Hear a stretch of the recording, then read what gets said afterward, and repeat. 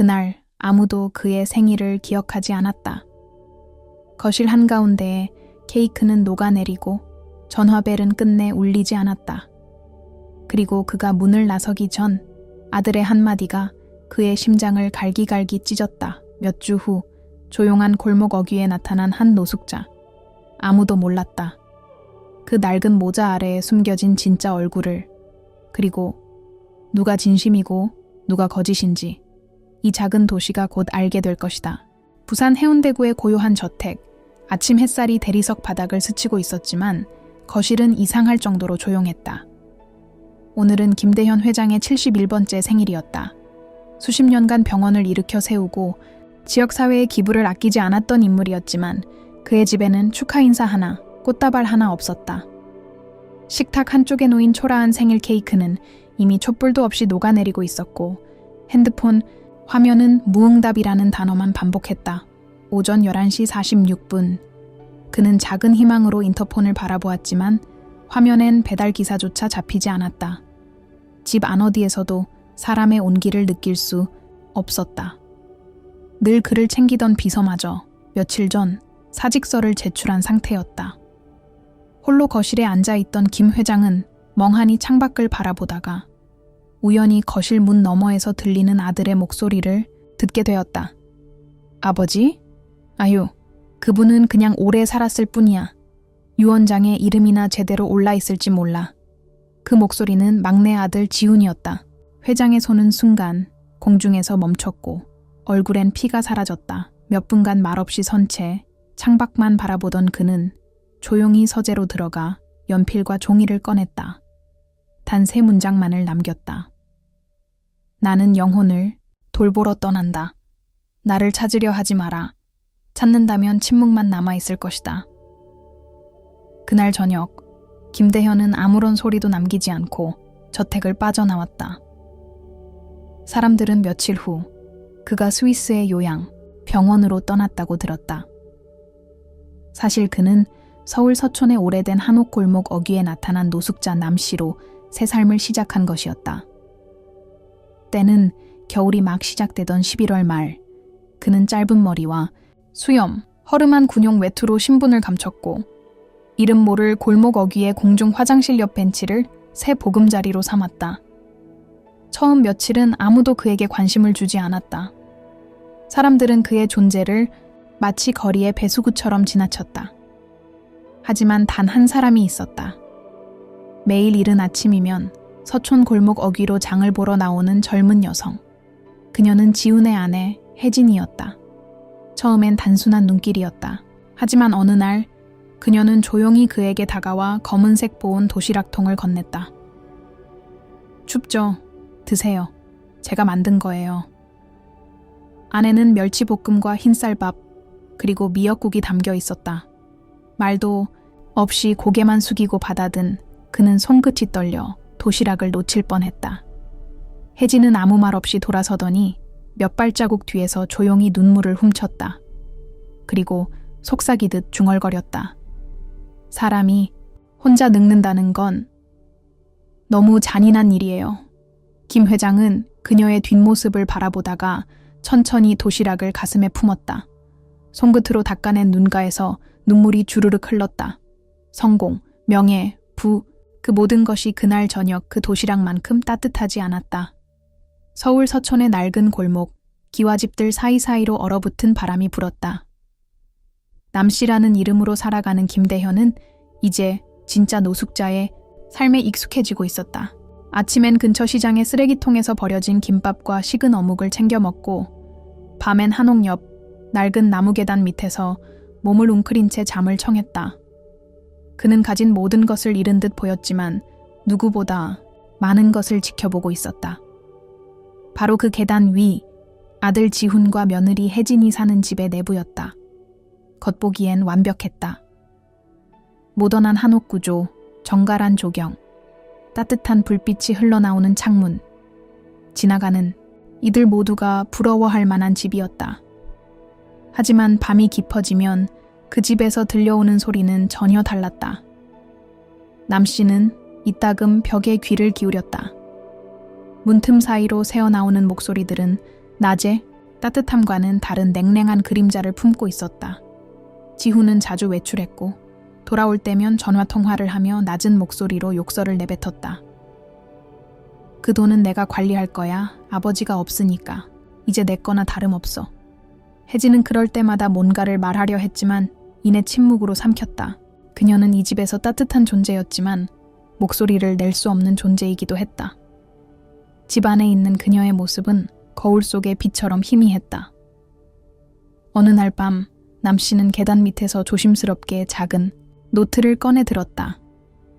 거기엔 그가 들은 말, 본 장면들, 그리고 인물들의 이름과 행동들이 빼곡히 적혀 있었다. 그는 이 노트를 진실의 책기라 불렀다. 누구는 밥을 나눠주었고 누구는 눈길조차 주지 않았다. 이 기록은 단순한 복수를 위한 것이 아니었다. 그것은 그가 가족을 향한 마지막 신뢰를 되찾기 위한 유일한 증거였다. 바로 그때 골목 반대편에서 느릿한 발걸음 소리가 들렸다. 머리에 파마를 한 중년 여인이 김치를 담은 양동이를 들고 골목을 지나가고 있었다. 그녀의 이름은 윤수였고 이 동네에선 모든 걸 아는 여자로 불렸다. 그녀는 처음엔 남씨를 경계했지만 어느 날부터인가 그에게 말을 걸기 시작했다. 이 집 말이야. 보기엔 멀쩡해도 안에선 싸움이 끊이질 않아. 남편이 돈 문제로 혜진 씨랑 자주 다퉈. 남씨는 고개를 끄덕이며 무심한 척 들었지만 내면은 급속히 무너지고 있었다. 아들 지우는 어릴 때부터 자랑스러운 아들이었고 차가운 성격에도 책임감은 강했던 기억이 있었다. 하지만 지금 그의 귀에 들리는 말들은 그 모든 기억을 부정하게 만들었다. 병원 재단 자금을 빼돌리고 있다는 소문, 아내를 무시하고 외도 중이라는 속삭임들. 남씨는 점점 확신하기 시작했다. 이 집엔 무언가 깊이 썩어 들어가고 있다는 것을. 그날 밤 남씨는 노트를 덮으며 혼잣말처럼 중얼거렸다. 나는 지금 내 아들이 어떤 사람인지 다시 배우고 있다. 그가 목격한 건 단순한 부부의 불화나 가정 내 갈등이 아니었다. 그것은 가족이라는 이름을 쓰고도 서로를 외면하는 차가운 구조물이었다. 그리고 그 구조물의 틈새에서 유일하게 따뜻함을 지닌 존재는 혜진뿐이었다. 추운 바람이 계단 밑으로 스며들었고 남씨는 낡은 담요를 어깨에 둘렀다. 그 순간 위에서 불이 꺼졌고 집 안은 정적에 휩싸였다. 하지만 그의 마음속은 오히려 더욱 요동치고 있었다. 이제 단순히 관찰하는 것을 넘어서야 할 시점이 다가오고 있었다. 그는 다시 노트를 열어 마지막 줄에 이렇게 적었다. 오늘 지우는 병원 자금 얘기를 또 했다. 혜진은 반대했지만 아무도 그녀의 말을 듣지 않았다. 차가운 겨울바람이 서촌 골목을 가로지르던 어느 날 아침, 남씨는 평소보다 일찍 눈을 떴다. 몸은 여전히 무거웠고 손끝은 얼음장처럼 차가웠지만 마음속 어딘가에는 기이한 따스함이 남아있었다. 그것은 바로 혜진이 전날 건넨 도시락 때문이었다. 멸치볶음 위에 조심스레 올려진 깨소금, 정갈하게 담긴 흰쌀밥과 김치. 그 음식은 허기를 채운 것이 아니라 잊고 지낸 인간적인 천을 되살려 주었다. 그날 이후 혜진은 거의 매일 아침 남씨에게 도시락을 건넸다. 한 번도 말을 길게 하지 않았고 남씨 역시 정체를 들키지 않기 위해 감사 인사도 최대한 피했다. 하지만 도시락 뚜껑 안쪽에 종종 짧은 메모가 붙어 있었다. 춥죠? 이 국엔 생강을 조금 넣었어요. 또는 배는 따뜻하게 하고 다니세요. 감기 조심하시고요. 따뜻한 말 몇 줄이었지만 남씨에게는 그 어떤 유산보다 값졌다. 그는 매번 도시락을 품에 안고 조심스레 먹었고 다 먹은 뒤에는 그 메모를 고이 접어 노트 사이에 끼워 넣었다. 마치 유일한 희망처럼. 혜진의 이러한 행동은 단순한 동정이 아니었다. 그녀는 어릴 적 대구에서 외할머니와 함께 살며 가난과 질병, 편견 속에서 자라났다. 외할머니는 말년의 중풍으로 거동이 불편했는데 그때 혜진이 그녀를 간호하며 배운 것은 단순한 간병 기술이 아니라 사람의 존엄을 지키는 법이었다. 이후 그녀는 작은 요양병원에서 근무했으며 그곳에서 몇몇 버림받은 노인들을 만나게 되었다. 그 중엔 말도 제대로 못하고 가족에게 철저히 외면당한 한 노인이 있었다. 혜진은 그를 유독 따뜻하게 돌봤고 마지막까지도 이름조차 몰랐다. 하지만 그는 혜진을 볼 때마다 손을 꼭 잡고 눈시울을 붉혔다. 혜진은 그 얼굴을, 그 눈빛을 지금도 잊지 못하고 있었다. 시간이 흘러 결혼을 하고 서촌으로 이사 오면서도 혜진은 자신이 그 병원에서 봤던 사람들을 종종 떠올렸다. 그래서였을까? 계단 밑에 앉아 아무 말 없이 눈을 감고 있는 남 씨를 처음 보았을 때 그녀는 어떤 설명도 없이 가슴이 무거워졌다. 마치 오래전에 알고 지냈던 누군가를 다시 만난 것 같은 이상한 감정이었다. 한편 집 안에서는 혜진의 이런 행보를 못마땅하게 여기는 기류가 감돌기 시작했다. 지훈은 바쁘다는 이유로 일찍 나가고 늦게 들어왔으며 혜진과의 대화는 점점 줄어들었다. 시부모가 없는 빈자리를 채우려는 혜진의 노력은 집안 누구에게도 제대로 인정받지 못했다. 오히려 그녀는 출신이 다르다는 이유로 조용히 무시당하고 있었다. 윤수는 어느 날 혜진과 마주친 골목길에서 조심스럽게 말을 건넸다. 나 예전에 요양병원에서 일했었다며? 그때도 남들 눈치 보면서 일했다지? 혜진은 당황했지만 고개를 끄덕였다. 윤수는 호기심 가득한 눈빛으로 속삭였다. 근데 그때 네가 특별히 돌본 그 할아버지 혹시 누군지 알아냈어? 그 순간 혜진은 대답을 하지 못했다. 그녀는 그 노인의 이름도 배경도 몰랐다. 하지만 어쩐지 최근 며칠간 계단 밑에 앉아있는 남 씨의 눈빛이 그와 겹쳐 보였다. 마음 한구석이 이상하게 불편해졌다. 도시락을 건넬 때마다 무언가 설명할 수 없는 연결감을 느꼈고 동시에 이상한 죄책감마저 스며들었다. 그는 단순한 노숙자가 아니었다. 그에게는 무언가 설명되지 않는 깊이가 있었다. 말수가 적고 표정은 무뚝뚝했지만 가끔 그가 메모를 받을 때 보이는 미세한 떨림과 눈빛은 그녀를 오래도록 생각에 잠기게 만들었다. 남 씨는 그녀가 돌아간 뒤에도 한참을 자리에 앉아 있었다. 도시락을 먹으며 문득 자신이 병원에서 몸도 제대로 못 가누던 그 시절을 떠올렸다. 그 시절 자신에게 유일하게 다가와 말을 걸어주고 손을 닦아주던 여인의 손길. 조심스럽고 따뜻했던 그 손이 지금 그의 앞에 다시 나타난 것일까? 그는 오늘도 조용히 노트를 펼쳤다. 오늘은 도시락 안쪽에 이렇게 적혀 있었다. 다른 사람들은 모르겠지만 저는 당신이 누군지 몰라도 외롭지 않았으면 좋겠어요. 그 글귀를 몇 번이고 읽은 그는 한참을 침묵하다가 손끝으로 메모를 천천히 접었다. 그리고 노트 아래쪽 여백에 단 한 줄을 써 내려갔다. 그녀는 나를 기억하지 못하지만 나는 그녀를 잊은 적 없다. 12월 초 서촌거리는 연말 분위기로 들썩였지만 지훈과 혜진의 집은 냉기만 감돌았다. 가족 모임도 크리스마스 장식도 없었다. 집안의 공기마저 얇게 얼어붙은 듯했다. 김대현, 남씨로 살아가는 그의 눈에는 그것이 더 명확히 보였다. 계단 아래에서 바라본 이 집은 이제 더 이상 가정이 아니었다. 그저 한 지붕 아래의 타협이자 무너져가는 외벽이었다. 며칠 전부터 그는 지훈과 형제들이 몰래 만나 회의를 하는 장면을 자주 목격했다.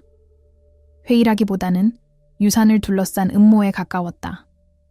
아버지가 병원에서 요양 중이라 믿는 이들은 이미 그의 자산을 분배하는 데에 혈안이 되어 있었다.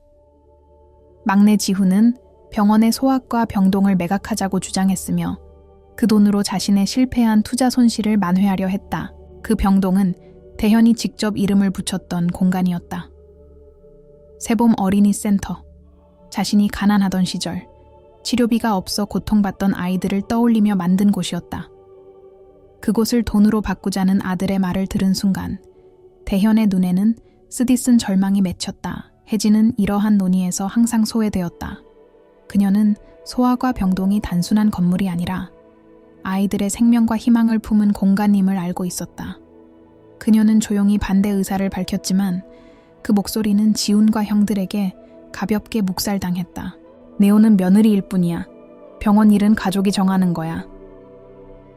그 말은 단지 권력의 선을 긋는 것이 아니라 혜진의 존재 자체를 부정하는 선언 같았다. 그녀는 조용히 고개를 숙였지만 눈빛엔 깊은 슬픔이 깃들어 있었다. 그날 밤 남 씨는 평소보다 일찍 잠자리에 들었지만 잠은 오지 않았다. 그리고 새벽녘 한아이의 기침 소리에 눈을 떴다. 골목길 구석에 있는 공중전화 박스, 옆에서 덜덜 떨고 있는 작은 소년이 눈에 들어왔다. 옷은 얇고 얼굴은 벌겋게 상해 있었다.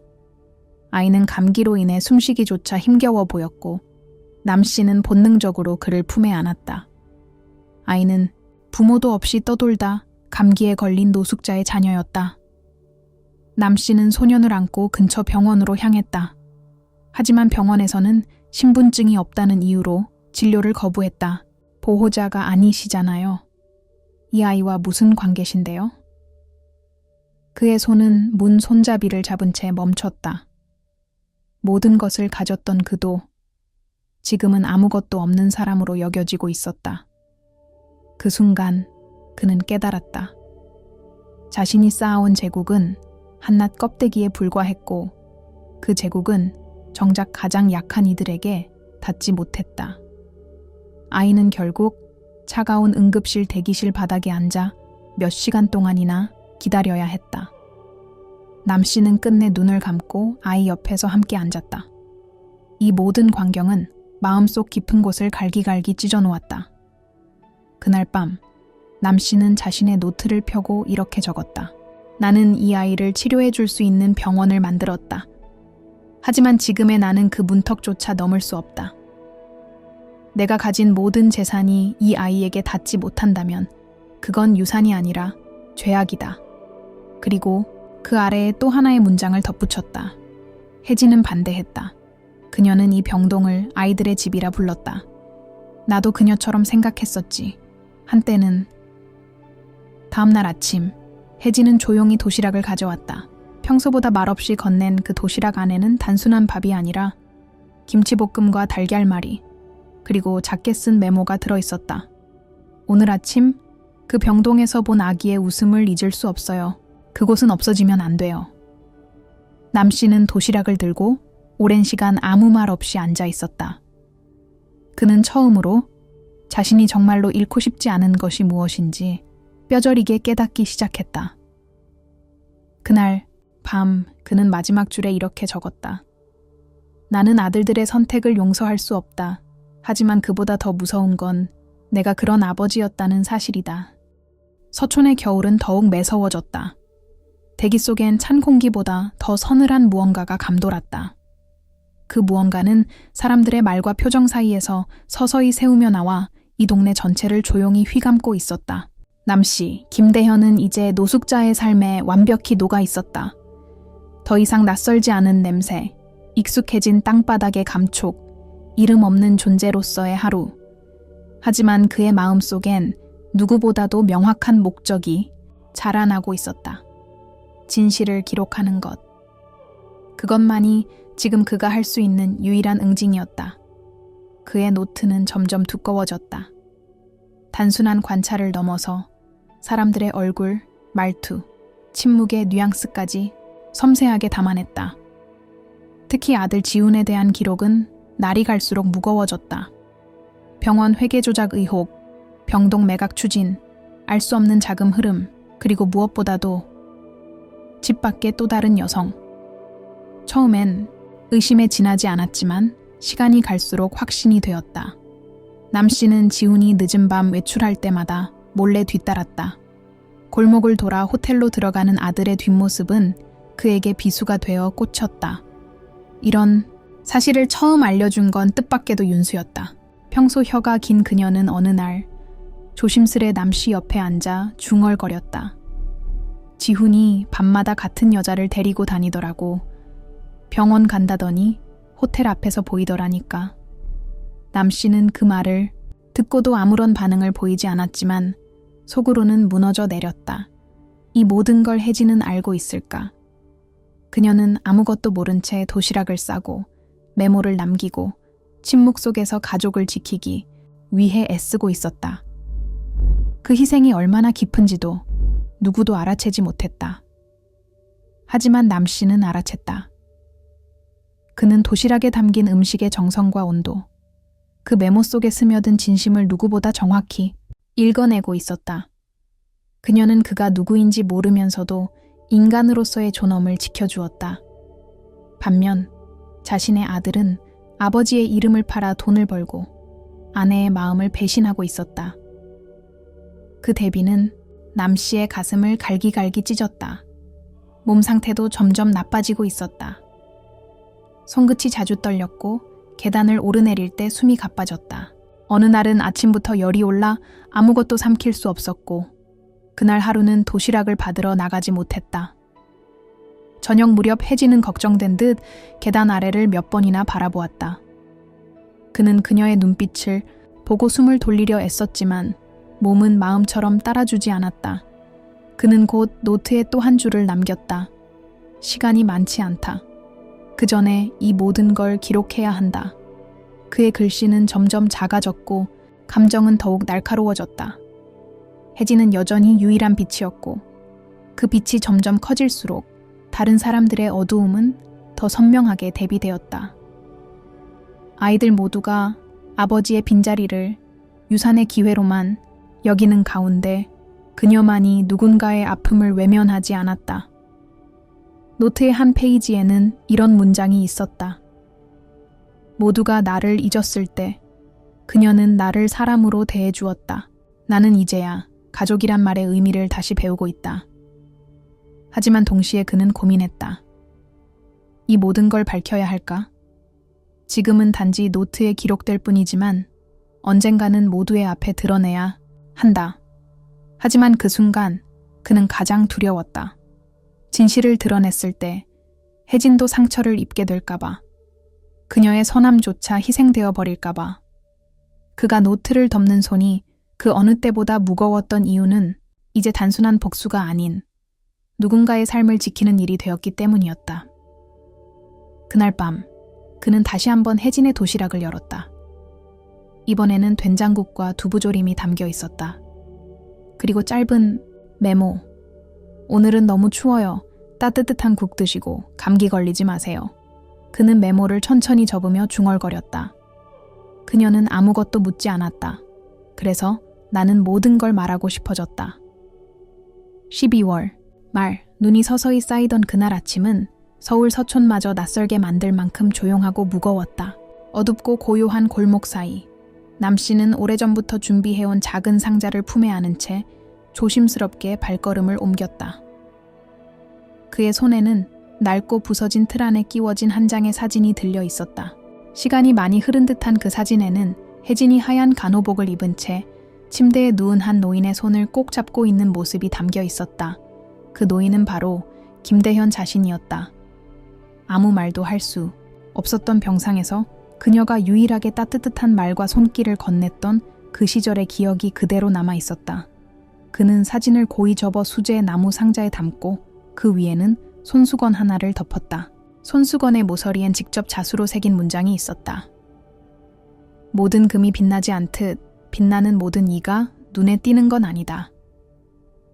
이 문장을 적기까지 수십 번을 망설였지만 결국 이 한 문장이야말로 그가 혜진에게 하고 싶은 말의 전부였다. 그가 바라본 그녀는 누구보다 빛났지만 누구에게도 환영받지 못한 존재였다. 그날은 지훈과 혜진의 결혼 기념일이었다. 하지만 집 안에선 어떤 준비도 없었다. 꽃다발도 케이크도 축하해 말도 없었다. 지훈은 이른 아침 출근하듯 집을 나섰고 혜진은 말없이 집안을 정리하고 또 정리했다. 조용한 한옥마당엔 떨어진 은행잎이 쌓였고 바람은 쓸쓸하게 대문을 흔들고 있었다.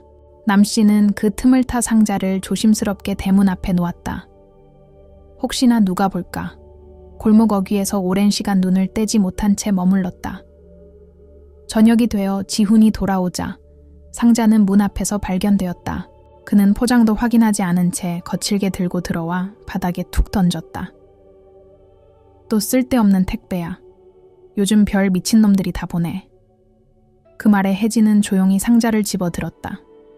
포장을 벗긴 그녀의 손끝은 점점 느려졌다. 낯설지 않은, 그러나 믿기 어려운 사진.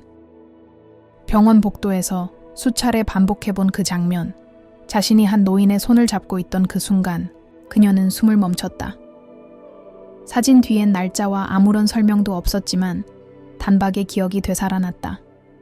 그 병원, 그 노인, 그리고 그 눈빛. 지우는 그런 그녀의 반응이 못마땅했는지 상자를 빼앗아 쓰레기통에 던졌다. 이딴 거 누가 보냈는지도 모르잖아. 병신 같은 감성팔이. 순간 혜진의 눈에 서운함이 스쳤지만 그녀는 말없이 상자를 다시 꺼내 방 안으로 들고 들어갔다. 그녀는 그날 밤 오래전 병원의 일기를 다시 꺼내어 펼쳤다. 그리고 거기서 자신이 이름도 모르고 돌봤던 노인과 나눴던 짧은 대화를 읽었다. 가족은요? 없어요. 그럼 제가 가족처럼 곁에 있을게요. 그녀는 그때 했던 말을 떠올리며 사진 속 노인이 정말 김대현일 수도 있다는 강한 확신에 휩싸였다.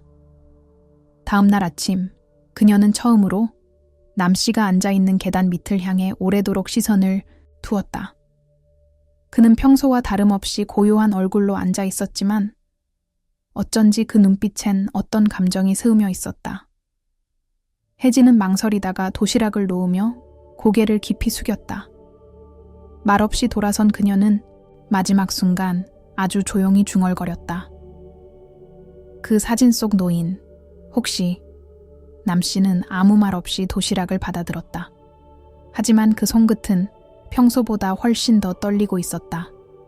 그는 그날 도시락을 열지 못한 채 품에 안고 오래도록 앉아 있었다. 세상이 침묵으로 덮이던 그 밤, 그는 노트를 펴고 단 한 줄만을 적었다.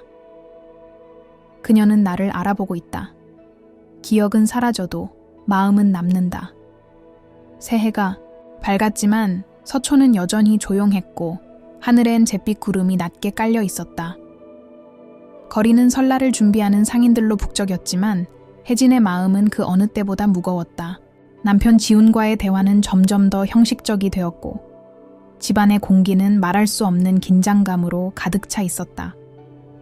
그녀는 요 며칠간 상자에 들어있던 사진을 볼 때마다 가슴 깊은 곳이 묘하게 떨렸다. 그 노인의 눈빛, 그 손의 감촉, 그리고 지금 계단 아래에 앉아있는 남 씨의 모습이 계속해서 머릿속을 맴돌았다. 그날도 혜진은 평소처럼 도시락을 준비했다. 하지만 이번에는 음식보다 더 많은 것을 담고 싶었다. 그녀는 몇 번이나 다시 도시락을 열고 국물을 드고 반찬의 간을 보며 이상하게 설레고 두려운 감정을 느꼈다. 도시락을 건네던 순간 남 씨의 눈을 바라보며 아주 조심스럽게 말했다. 혹시 대구에 있는 병원에 계셨던 적 있으세요? 그 순간 남 씨는 미소를 지었다. 말없이. 하지만 그 미소엔 확실한 대답이 담겨 있었다. 혜진은 숨을 들이켰다. 모든 가능성이 그 미소 하나로 굳어졌다. 그녀는 바로 집으로 돌아가 묵혀둔 주소록을 꺼냈다. 수년 전 함께 병원에서 일했던 동료, 간호사의 연락처를 찾아냈다. 혜진은 망설이다 전화를 걸었고 전화기 너머로 들려오는 익숙한 목소리가 그녀를 과거로 되돌려 놓았다. 그때 그분 기억나지, 혜진아. 가족도 없이 오랜 시간 입원하셨던 분. 근데 이상하게 어느 날 갑자기 퇴원하셨잖아. 아무 말도 없이 사라지셨지. 혜진은 전화를 끊고도 오랫동안 핸드폰을 손에 쥔 채 꼼짝하지 못했다. 그녀의 머릿속은 퍼즐처럼 복잡하게 얽힌 기억과 의심으로 가득 찼다. 그 시절, 그 노인은 늘 창밖만 바라보았고 누군가 찾아오지 않을까 기다리는 듯한 눈빛을 자주 보였다. 말은 하지 못했지만 그 눈빛은 늘 무언가를 말하고 있었다. 혜진은 매일 침대 옆에 앉아 말을 걸고 손을 닦아주고 머리를 빗겨주었다. 그리고 언젠가부터 그 노인은 혜진이 오기만을 기다리는 듯 고개를 끄덕이거나 눈으로 웃음을 지어 보였다. 그때는 단지 책임감이라 여겼던 그 모든 행동들이 이제 와서는 묘한 의미로 다가왔다. 며칠 후 혜진은 남 씨가 앉아있는 골목을 조용히 지나치며 다시 한번 그를 바라보았다. 그는 이전과 다르지 않게 앉아 있었지만 어쩐지 그녀가 다가올 것을 알고 있었던 사람처럼 느껴졌다. 그리고 그 순간 혜진의 뇌리에 스쳐 지나간 하나의 장면이 있었다. 병원에서 마지막 날, 그녀가 퇴근하려던 그때 노인이 힘겹게 들어올린 손. 무언가를 전하려는 듯 떨리던 그 손끝. 혜진은 그 손을 잡고 말했었다. 제가 기억할게요, 선생님. 지금 그 손이 다시 눈앞에 있었다. 아무 말 없이, 아무것도 묻지 않은 채 그녀에게 밥을 받아들고 고개를 숙이는 손. 혜진은 입술을 깨물며 속으로 중얼거렸다. 그분이 맞아. 틀림없어. 난 이미 알고 있었어. 하지만 그녀는 아직 어떤 말도 꺼내지 않았다. 왜냐하면 이 비밀을 먼저 밝히는 순간 그가 왜 여기 있는지까지 물어야 하기 때문이다. 그녀는 아직 그 준비가 되어 있지 않았다.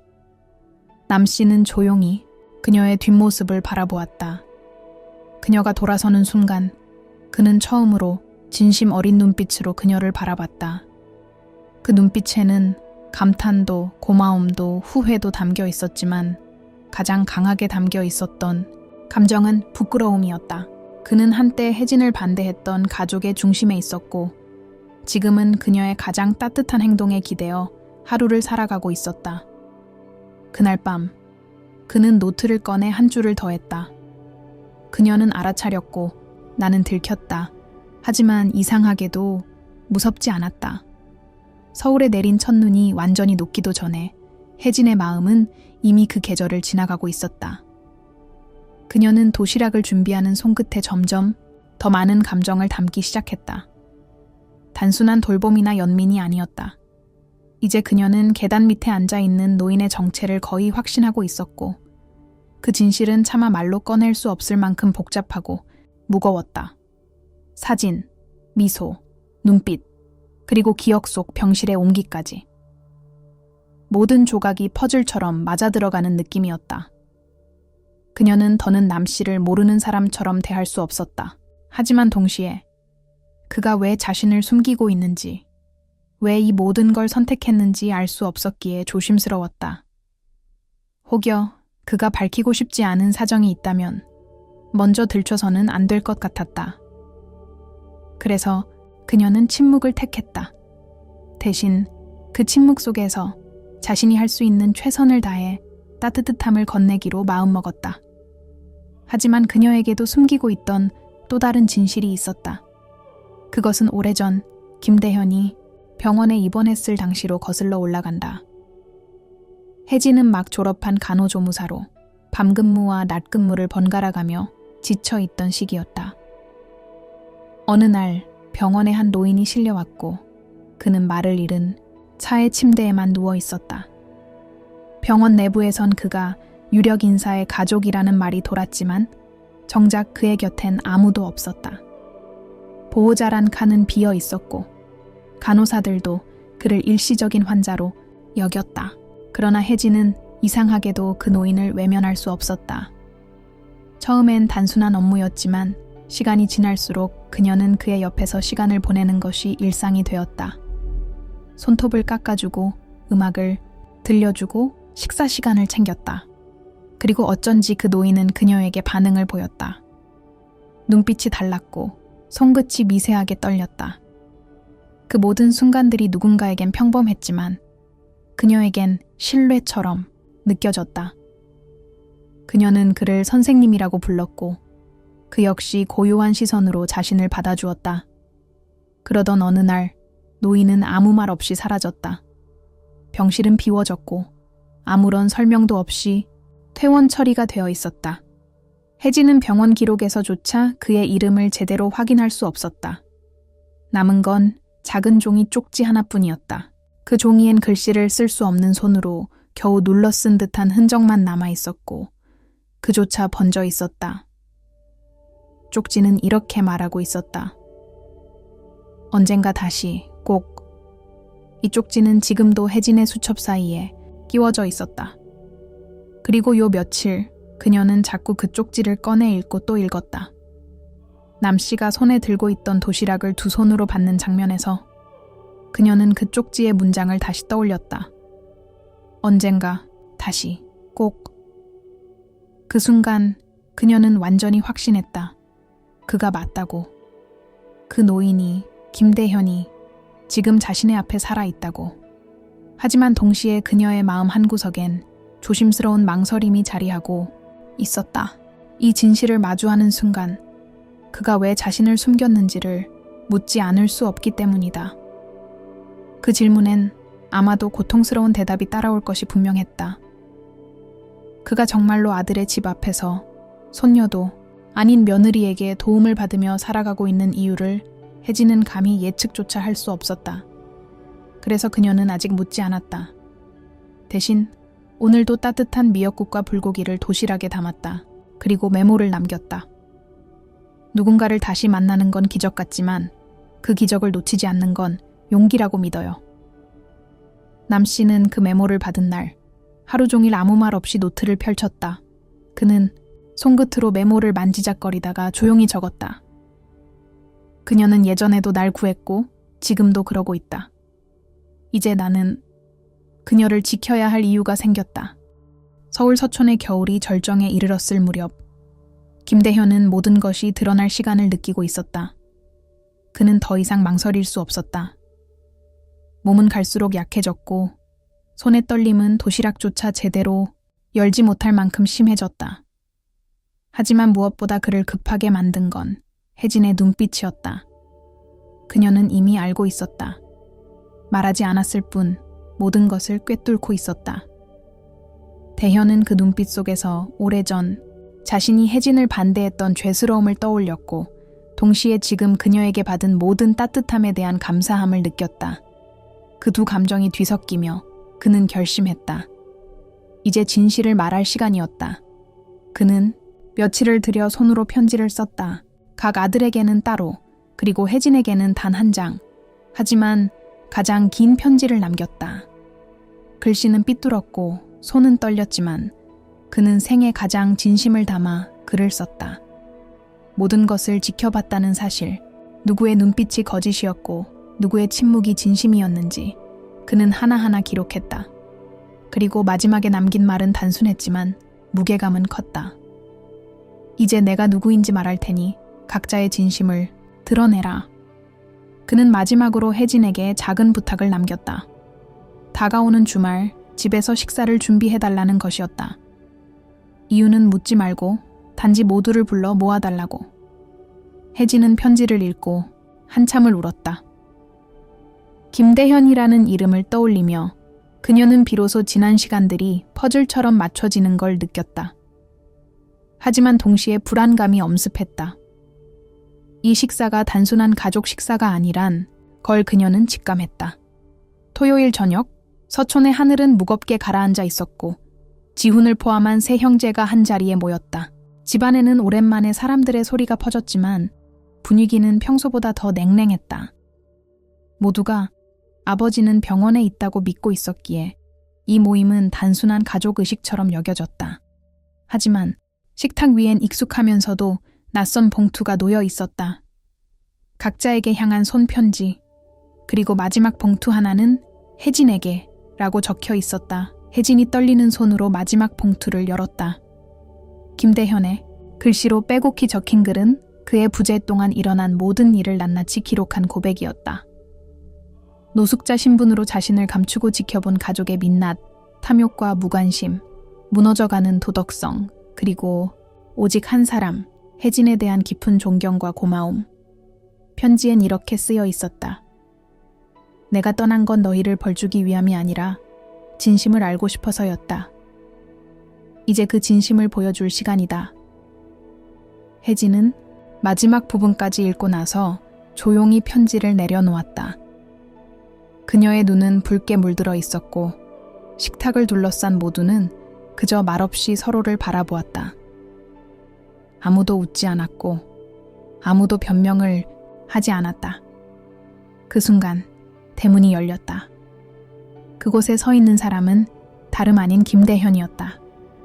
낡은 외투와 수염, 굽은 어깨. 그 모습은 더 이상 재벌 회장이 아니라 자신이 세상에 증명하고 싶었던 진짜 인간 그 자체였다. 지훈이 가장 먼저 일어났다.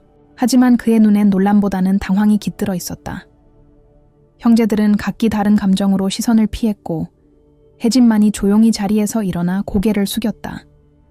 그 장면은 마치 한 시대의 끝, 그리고 다른 시대의 시작을 알리는 것처럼 느껴졌다.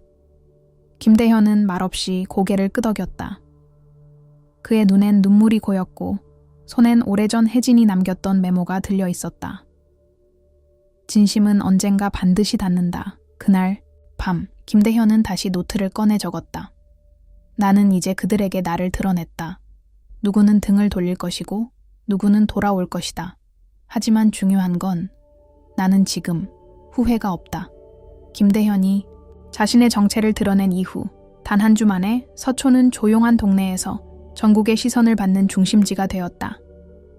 수천억 자산가가 노숙자로 살아가며 가족을 시험했다. 그 제목은 뉴스포털, 사이트의 실시간 검색어 1위를 장악했고 방송사들은 그의 과거와 가족에 대해 앞다투어 보도했다. 대중은 충격을 받았고 누군가는 분노했고 누군가는 눈물을 흘렸다. 하지만 누구보다 깊은 충격을 받은 것은 지훈과 그의 형제들이었다. 그들은 아버지가 병원에 있다는 확신 아래 수개월을 살아왔고 그 시간 동안 유산을 정리하고 병원을 매각하고 자신들의 이름을 이용해 사업 확장을 꾀하고 있었다. 모든 것이 공개된 후 기자들이 병원 앞을 둘러쌌고 병원의 명성은 순식간에 추락했다. 협력 병원들은 계약을 보류했고 일부 후원자들은 공개적으로 지지를 철회했다. 지훈은 결국 병원 이사직에서 물러났고 한 형제는 횡령 혐의로 경찰 조사를 받게 되었다. 반면 혜진의 이름은 전국적으로 조용히 입에 오르내리기 시작했다. 뉴스 보도 중 하나는 그녀가 아무 조건 없이 노숙자에게 도시락을 건넸던 장면을 전하며 진짜 가족은 혈연이 아니라 행동으로 증명된다는 문장을 덧붙였다.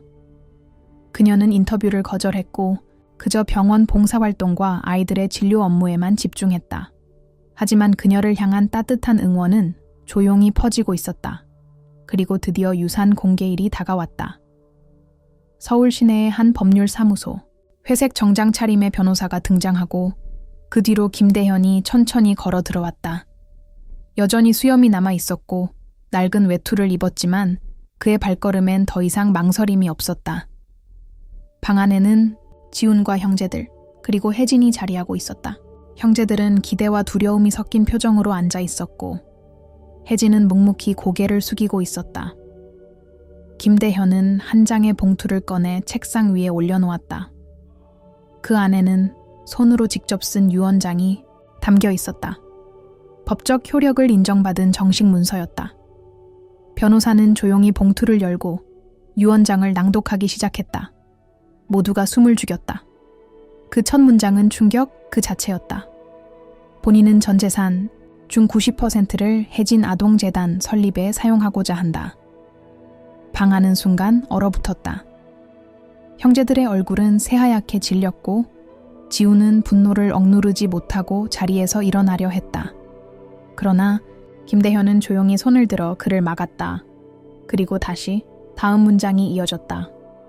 나머지 10%는 혜진 개인 명의로 귀속하며 단 한 가지 조건을 단다. 이 병원의 어린이 병동을 끝까지 지켜주는 것. 그 외엔 아무도, 아무것도 받을 자격이 없다. 지훈은 그 말을 듣고도 끝까지 침묵하지 못했다. 그는 아버지를 향해 말없이 시선을 꽂았고 형제들은 고개를 떨구거나 손으로 얼굴을 가렸다. 누구도 예상하지 못했던 결과였다. 하지만 그 누구보다도 놀란 사람은 혜진이었다. 그녀는 고개를 들 수조차 없었다. 눈물은 고개를 숙인 채 뺨을 타고 흘러내렸고 손은 끝없이 떨리고 있었다. 그녀는 원하지도 않았고 기대하지도 않았던 것이 전부 자신에게 주어진 것이었다. 김대현은 천천히 일어나 변호사에게 고개를 끄덕인 뒤 방을 나섰다. 그는 기자들과 플래시가 기다리는 바깥으로 나가지 않았다. 조용히 뒷문으로 나가 서촌의 골목길로 향했다. 그곳은 그가 자신을 다시 인간으로 느끼게 만든 장소였고 혜진의 따뜻한 도시락을 처음 받았던 자리였다. 그는 그 자리 앞에서 걸음을 멈췄다. 바람은 차가웠지만 마음은 이상할 만큼 따뜻했다. 그날 저녁 전국 뉴스는 다시 그의 이름을 올렸다.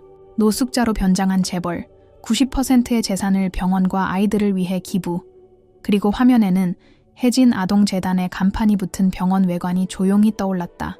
사람들은 눈물을 삼켰고 많은 부모들이 그 병원을 찾기 시작했다. 그날부터 그 병원은 더 이상 김 회장의 병원이 아니었다. 그것은 아이들의 병원이었고 조용히 세상을 바꿔낸 한 여성의 상징이 되었다. 혜진 아동재단이라는 새로운 이름을 달고 다시 문을 연 병원 앞에는 설 연휴가 끝나자마자 긴 줄이 생기기 시작했다. 엄마 손을 꼭 잡은 아이들, 진료 대기표를 들고 조심스레 걸음을 옮기는 할머니. 누군가에게는 그 병원이 마지막 희망이자 첫 번째 따뜻한 손길이 되어주었다. 그리고 그 중심에는 더 이상 말없이 조용히 도시락을 건네던 며느리가 아닌 공식적으로 병원의 새로운 이사장이 된 혜진이 있었다. 하지만 그녀는 여전히 자신을 드러내지 않았다. 언론의 인터뷰 요청도 재단 출범식도 거절한 채 병동 곳곳을 다니며 침대, 시트를 갈고 약봉투에 아이들의 이름을 써내려갔다. 이사장이 아니라 간호사처럼, 아니 그보다 더 낮은 위치에서 말없이 자신이 할 수 있는 일을 했다. 그녀는 카메라를 피해 다녔고 마이크 대신 작은 청진기를 늘 품 안에 넣고 다녔다. 사람들은 그녀의 얼굴도 잘 몰랐지만 병동 어딘가에서 들려오는 그녀의 차분한 목소리와 손길은 모두가 기억하고 있었다. 한편 김대현은 서촌의 뒷골목으로 다시 돌아왔다. 이번에는 더 이상 신분을 감추지 않았지만 여전히 검소한 외투와 낡은 구두를 고집했다. 기자들은 그의 일거수일투족을 쫓았지만 그는 대중의 눈을 피하며 늘 익숙한 벤치에 앉았다. 그 벤치 옆에는 이제 사람들이 작은 쪽지와 도시락을 놓고 갔다. 누군가는 고맙습니다라고 적었고 누군가는 저도 바뀌겠습니다 라고 남겼다. 그는 매일 아침 그 쪽지들을 읽으며 천천히 고개를 끄덕였고 하루가 끝나면 고요히 가슴에 안고 돌아갔다. 그중 동네 주민 윤수의 이야기도 화제가 되었다. 처음에는 단순한 이웃으로 혜진의 옆에서 쉴 새 없이 소문을 퍼뜨리던 그녀는 이제 동네 어르신들을 모아 병원 봉사를 시작했다. 혜진 씨가 이렇게 해냈는데 나라고 못할 게 뭐 있어요? 그녀는 자신의 언행을 돌아보았고 변화라는 게 특별한 게 아니라는 걸 배웠다. 김대현은 그런 그녀를 보고 오래도록 웃었고 그녀는 오히려 눈물을 보이며 고개를 숙였다. 재단의 초대 프로젝트는 병원 내 조용한 영웅들 전시관 개설이었다. 소외된 사람들, 알려지지 않은 이들의 삶을 기록하는 전시로 그 중심에는 낡은 수첩 하나가 있었다. 그것은 김대현이 노숙자로 살며 적어내려간 일기장이었다. 조용히 사람을 관찰하고 누가 진심이었는지 기록했던 그 페이지들이 이제 유리 진열장에 놓여 모두에게 조용히 메시지를 건넸다. 당신이 누군가의 유산이 될 수 있습니다. 그 수첩 아래에는 김대현이 남긴 짧은 문장이 적혀 있었다. 나는 침묵으로 세상을 배웠고 눈물로 가족을 다시 만났다. 그 문장은 누구에게도 크고 요란하게 울리지 않았지만 전시장을 찾은 이들의 가슴을 조용히 깊이 울렸다. 학교에서 단체로 병원을 방문한 중학생 아이들이 수첩 앞에서 눈을 떼지 못했고 한 노인은 유리관 앞에서 무릎을 꿇고 기도했다. 사람들은 말했다. 우리가 잊고 있던 것들을 이 병원이 다시 일깨워준다. 지우는 여전히 병원에 나타나지 않았다. 언론의 관심이 사라지고 나서야 그는 겨우 소식을 전해왔다. 혜진에게 보낸 짧은 메일에는 미안하다는 말도 후회한다는 말도 없었다. 단지 시간이 좀 필요할 것 같다는 한 줄뿐이었다. 혜진은 그 메일을 읽고 아무 대답도 하지 않았다. 하지만 그녀는 마음속 어딘가에서 언젠가 지훈이 돌아올지도 모른다는 생각을 내려놓기 시작했다. 그것은 포기가 아니라 해방에 가까운 감정이었다. 그날 저녁, 김대현은 병원 옥상에서 병동 불빛을 내려다보았다. 아이들의 웃음소리가 엘리베이터 틈을 타고 올라왔고 간호사들의 분주한 발소리가 멀리서 들려왔다. 그는 두 손을 포개고 가만히 앉아 있었다. 아무 말 없이, 아무 계획 없이. 과거에는 이 건물을 병원으로만 보았다. 하지만 지금은 이곳이 누군가에게 집이자 희망이자 새 출발이라는 걸 알았다. 그의 마음엔 더 이상 후회도 분노도 남아있지 않았다. 오직 한 가지, 조용한 감사만이 있었다. 그는 마지막으로 자신에게 이렇게 말했다. 나는 가장 낮은 자리에서 가장 높은 유산을 받았다. 봄이 시작되던 3월의 어느 오후, 서울 서촌 골목을 따라 벚꽃이 흩날리기 시작했다. 병원 벽면에도 흐드러지게 핀 꽃이 피 내려앉았고 병동 창계는 아이들이 종이로 만든 꽃장식을 붙이며 환하게 웃고 있었다. 혜진은 여느 날과 다름없이 병동을 돌았다. 아이들의 천을 재고 엄마들과 간단한 상담을 나누고 약봉투에 직접 글씨를 써내려갔다. 병원은 여전히 조용하고 따뜻했고 그 속에서 사람들은 비로소 인간다움을 되찾아가고 있었다. 그날 병원의 한쪽 복대는 낡은 벤치가 놓였다. 그 벤치는 원래 서촌의 골목에 있던 것으로 김대현이 매일 앉아있던 자리를 상징하는 유품이었다. 그의 요청으로 병원 안으로 옮겨졌고 벤치 위에는 작은 명패가 부착되었다. 이곳은 누군가를 기다리는 사람의 자리입니다. 그 문구는 설명이 없어도 충분했다. 벤치를 지나가는 환자와 보호자들은 가볍게 고개를 숙였고 일부는 벤치에 앉아 짧은 생각에 잠기곤 했다. 김대현은 여전히 병원 근처 작은 주택에서 조용히 살고 있었다. 더 이상 미디어의 조명을 받지 않았고 병원 운영에도 관여하지 않았다. 그저 오전엔 병원 앞 정원을 돌보고 오후엔 오래된 책들을 정리하며 하루를 보냈다. 혜진과의 관계도 소란스럽지 않았다. 그들은 자주 말하지 않았지만 마주칠 때마다 가볍게 인사했고 때로는 마당에서 함께 차를 마셨다.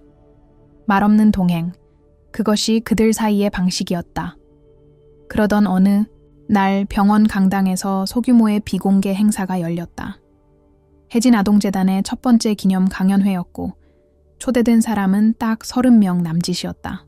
모두가 혜진과 김대현의 인생에 한 자락 얽힌 사람들이었다. 조용한 음악이 흐르는 가운데 혜진은 손에 얇은 노트를 들고 연단에 섰다. 노트는 김대현이 남겼던 골목 생활 중 적어 내려간 기록 중 일부였다. 그녀는 천천히 그 글들을 낭독했다. 나는 가장 낮은 곳에서 가장 높은 사람을 만났다. 그녀는 내 며느리였고, 나의 교사였고, 나의 거울이었다. 내가 가진 것들은 많았지만 그녀가 가진 온기는 결코 가질 수 없었다. 그래서 나는 침묵했고 배웠고 그녀를 지켜보기로 했다. 행사장 안은 숨소리조차 조심스러웠다. 낭독이 끝났을 때 사람들은 박수를 치지 않았다. 대신 조용히 눈을 닦았고 고개를 끄덕였다. 그들은 어떤 대단한 업적이 아닌 아주 사소한 따뜻함이 어떻게 세상을 바꿀 수 있는지를 직접 보고 느낀 이들이었다. 며칠 후 혜진은 병원 옥상에 올라 벚꽃이 흩날리는 모습을 지켜보았다. 그녀 옆에는 김대현이 조용히 앉아 있었다. 두 사람은 말없이 바람을 느끼며 시간을 보냈고 해가 지기 직전 김대현이 조용히 입을 열었다. 내가 남긴 것 중 가장 값진 건 내 이름도 내 돈도 아닌 나를 몰랐던 사람이 나를 진심으로 대해준 기억이었어. 그 말은 어느 기록에도 남지 않았고 방송에도 실리지 않았다. 하지만 혜진의 마음에는 깊이 새겨졌다. 그날 밤 그녀는 병동 벽에 짧은 문구를 남겼다. 진심은 보이지 않지만 반드시 도착한다. 수년 후 혜진은 병원장이 되었고 혜진 아동재단은 전국 곳곳에 따뜻한 병동을 세웠다.